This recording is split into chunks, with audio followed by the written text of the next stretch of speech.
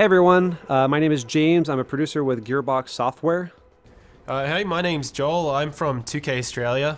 In case people haven't seen the news lately, 2K Australia and Gearbox Software are collaborating on an all-new Borderlands title called Borderlands the Pre-Sequel. Now, this is a full new standalone Borderlands title which is coming to Xbox 360, PlayStation 3, and Windows PC in the fall of this year. And we're here to give a run-through of the demo that we prepared for PAX East earlier this year. So why don't we get stuck into it? Yeah, alright, so right now we're looking at Athena, who is one of the new playable characters. She's a sort of a famous NPC from Borderlands 1 DLC, the General Knox DLC. Right now we're putting our skill points into the Phalanx tree, which enhances her kinetic aspects, which is this energy shield that Athena has that allows her to absorb attacks from enemies and throw it back at them. Alright, let's go ahead and get looting. Over here we have one of our new loot chests. We're going to go and open up and we're going to see what we've got inside. Alright, looks like we have one of our new cryo guns. Cryo is a new ice elemental that we've introduced in the pre-sequel. Fires ice bullets that allow you to freeze enemies and shatter them. We also have the laser gun, which is a new gun type. So it has different kind of laser attacks. Each manufacturer has their own kind. Right now we're looking at the Maliwan laser gun, and we might run into a couple of different types later on that we can show off.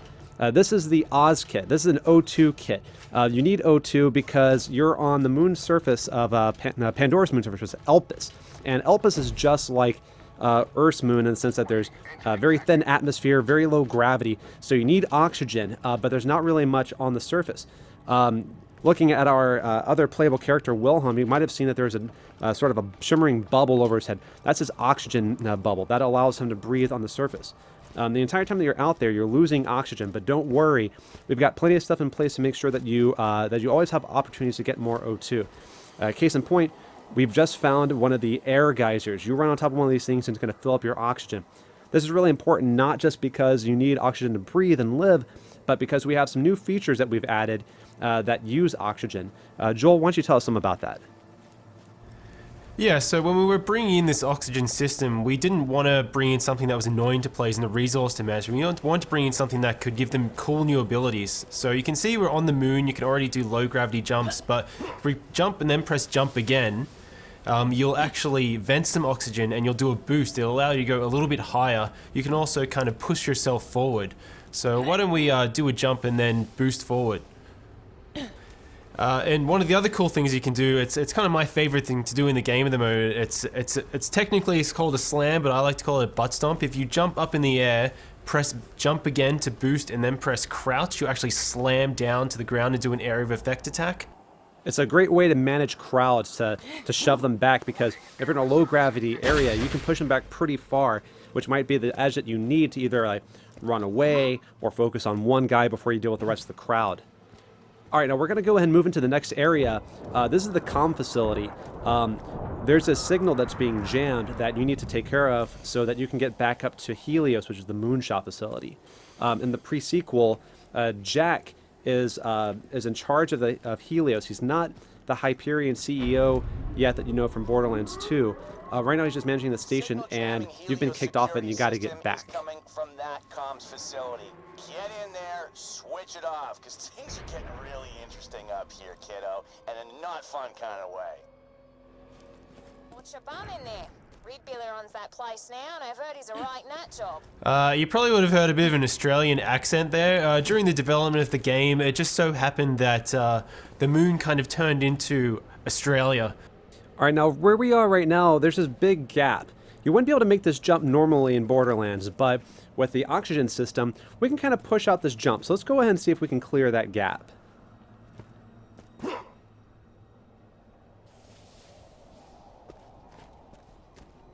Alright, Athena, you're up. Get plenty of O2 so you can make this jump. This is my favorite part of the demo because I like to push our demo drivers to boost as late as possible. Whoa. Just like that. I like to see them sweat. So why don't we keep moving? You'll notice when we boost that oxygen meter is draining. And you can see in the horizon there's actually a beam shooting up to the sky and a HUD marker, and that's an oxygen generator. We can activate that in a sec, but this is Borderlands, so, you know, you always loot. And yeah, low gravity, no atmosphere. But when you actually activate the oxygen generator, now there is atmosphere. So when we open up this other lootable, you'll see that it behaves differently. We want to make sure that the that this whole system felt organic, that it felt real, that it didn't just feel like it was tacked on.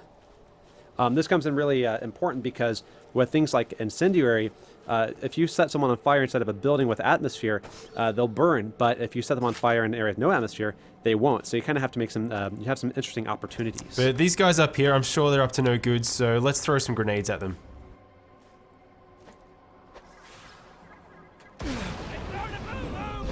Whoa. So in low gravity, you get blown up by a grenade, you go flying into orbit.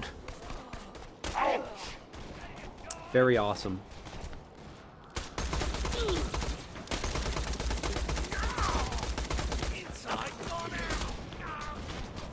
Now you'll see these guys who are outside of the oxygen dome, they're wearing the same bubble that you are, and if you manage to get a headshot like that, they'll actually start venting oxygen and become vulnerable. And this really brings tactics into play for the player, so you can come into a space, and if you have a really kick-ass incendiary weapon, you can choose to turn on the oxygen, or you can try and take out their bubbles that way. But why don't we take a chance to have a look at our co-op buddy Wilhelm. So people probably remember Wilhelm from Borderlands 2. It was the big robot that you fought right at the beginning, the first big boss. In this game, he starts out just as a man because this is his origin story as well as many other characters. And the really cool thing is, as you're building out his skill tree, not only do you gain new abilities, but you actually visually change him as well. You get robotic arms, robotic legs, shoulder-mounted rocket turrets. You're essentially building out his skill tree to tell the story of how he became the boss you fought in Borderlands 2, which we've had a lot of fun making. But I think it's probably time to show off our first new action skill for Borderlands the Prequel. What do you think, James? Yeah, it sounds like a good idea. We're coming up on the barrier here for the comp facility. This is being run by the Scavs, which are the scavengers. They're essentially moon bandits. They're not going to let us in without a fight. They're even bringing out some heavy hitters, some turrets, but luckily we've got our Aspis to help us with that. Let's try to absorb as much damage as we can and throw it back at them.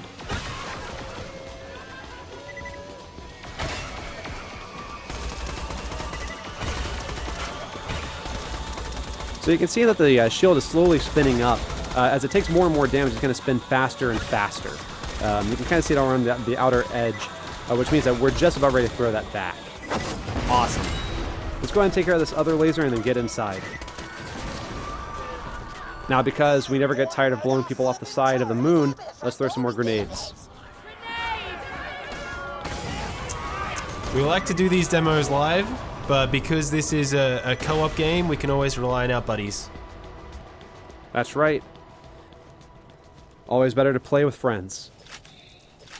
All right, now let's go ahead and show off the cryo gun. We showed a little bit of it earlier, but didn't really get to see it in action. Let's go ahead and free some enemies. So we've actually built this procedural system so you can freeze any enemy like that, and once you get their health down to a certain threshold, you can shatter them. It's not an instant win button because you do need to get their health down low, but when you manage to do it, it's really satisfying, and it's different every single time. Now we're going to go and divide and conquer so we can wipe out these scavs a little bit faster, and then we're going to try to meet back up in a little bit. Athena, freeze this guy and try to stomp him.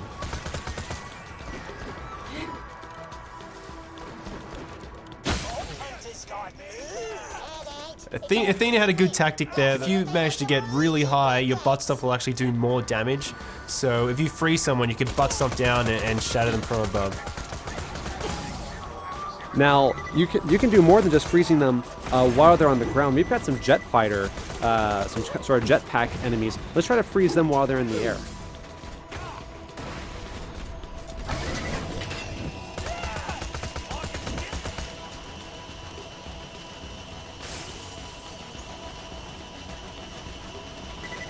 So if we do manage to freeze one of these guys in the air and they fall down a railing, they'll actually split in half. It's one of these kind of random events that I love to see in the game. But this is also a new enemy, the Badass Outlaw. Now, this guy's pretty big, and because of the low gravity, if he charges into you, he can actually knock you pretty far. But when you shatter him into a million pieces, that doesn't really matter too much. It's very satisfying. I bloody want you to live, so I can snap your smug neck myself. You all right? Thanks, feel free to be killed by any of my highly professional men. Now, we did get a new skill point while we were out there, so let's go ahead and allocate that. We're going to put it into the ultimate skill in this tree, which is Wrath of the Goddess. This will allow Athena's shield to bounce around multiple enemies inside of a sort of like a close circle. This is a great way to manage crowds. Oh, Wilhelm, it looks like he got something. What is that? So that's the Dar laser. That's kind of like a bolt laser. Athena, you picked up the Maliwan beam laser before, and as James said earlier, you have multiple manufacturers, you have the procedural weapon system, so players can expect to see a whole variety of different types of lasers when they play the game. To the right here, you'll see one of the new rideable vehicles in Borderlands, the pre-sequel, the Stingray. We're not going to need it in this mission, so we're going to keep moving forward. But keep an eye out, because we might have something more about that in some later news.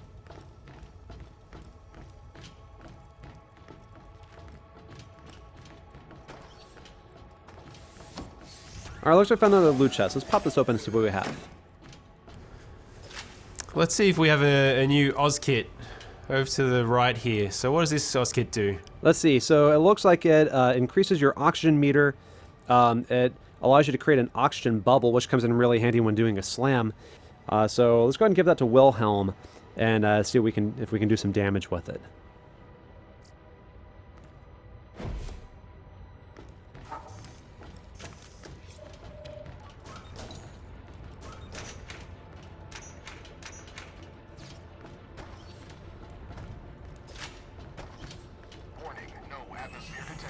So the Eye of Helios is charging up now, and it's actually firing into the surface of the moon, which is probably not such a good thing when you see bits of the ground kind of floating above you like that. Probably a good reason for us to get back up to that space station as soon as possible.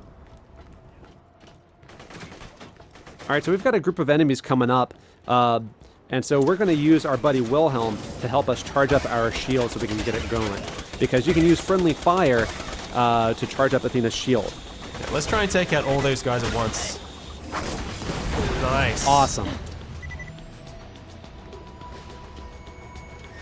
Alright, Wilhelm, yep, butt stomp time.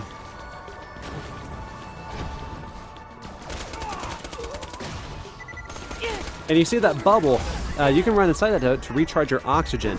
As we mentioned earlier, you can also use the oxygen to set enemies on fire when you're out in this sort of area. So maybe we get a chance to use that, maybe we don't. Yeah, it is a really good combo if you get that oxygen bubble with the fire to burn enemies, but I really love getting the cryo one as well, so if you jump down from high enough, butt stomp and shatter and freeze a guy all in one go.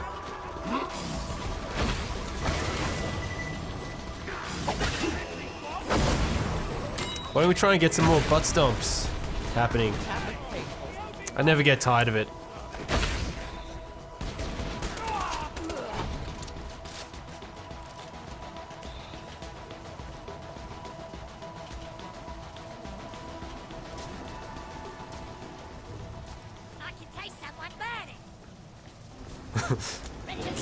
So we've got some little scabs and a little outlaw here. This is a really good opportunity to try and charge that shield right up, so absorb some more damage. It's fully spinning now, so just move back a little bit, Athena, and fire it off. Oh, awesome. Nice. Now there's a lot more resistance in this area than we planned. We might need a little more help on this one. Who could help us out possibly?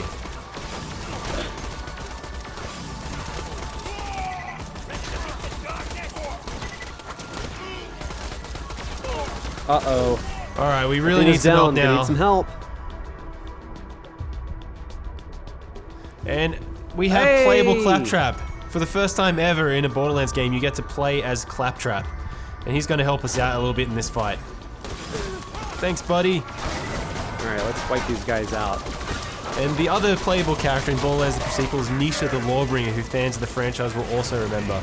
We'll be talking about her at a later date. Beautiful, frozen, badass outlaw.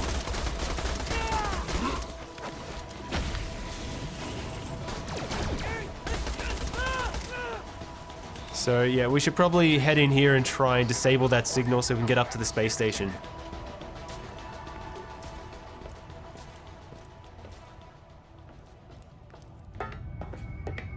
Yes, finally, a proper bloody fight.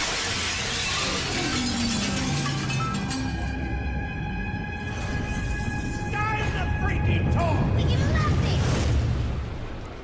All right, you better get him, Athena. Getting close.